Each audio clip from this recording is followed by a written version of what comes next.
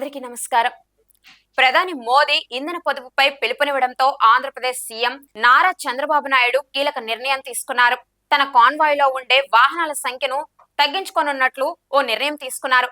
దీనిలో భాగంగానే DGP intelligence chief తో ఇప్పటికే కీలక సూచనలు చేసినట్లు తెలుస్తుంది. దీనిలో భాగంగానే తన కాన్వాయ్లో ఉండే 12 వాహనాలను కేవలం 4 వాహనాలకే పరిమితం చేస్తున్నట్లు తెలుస్తుంది.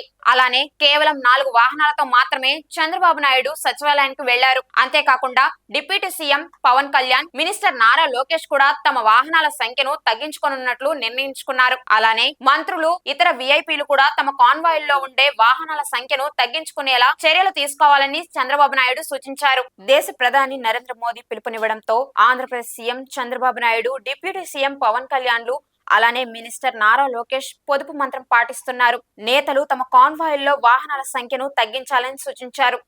ఇకపై జిల్లాల్లో పర్యటించేటప్పుడు సీఎం, డిప్యూటీ సీఎంలకు సంబంధించిన కాన్వాయ్లలోని వాహనాలను సగం తగ్గించాలని అధికారులకు సూచించారు. చంద్రబాబు తన కాన్వాయ్లోని వాహనాలను 50% కుదించాలని ఆదేశించారు. జిల్లా పర్యటనలో వాహనాల సంఖ్యను 50% తగ్గించాలని ఇప్పటికే డీజీపీ, ఇంటెలిజెన్స్ చీఫ్లకు తేల్చి చెప్పారు.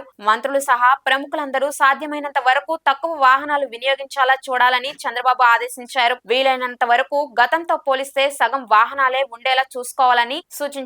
ఇటీవల కాలంలో భారీ కాన్వాయ్ తో ఫ్యాషన్ అయ్యిందని, భద్రత కూడా అర్థవంతంగా ఉండాలన్నారు. ఇటీవల ప్రధాని నరేంద్ర మోదీ పెట్రోల్, డీజిల్ ఉత్పత్తుల వినియోగాన్ని తగ్గించాలని పిలుపునివ్వగా చంద్రబాబు, పవన్ కళ్యాణ్, నారా లోకేష్ అదే బాటలో నడుస్తున్నట్లు తెలుస్తుంది.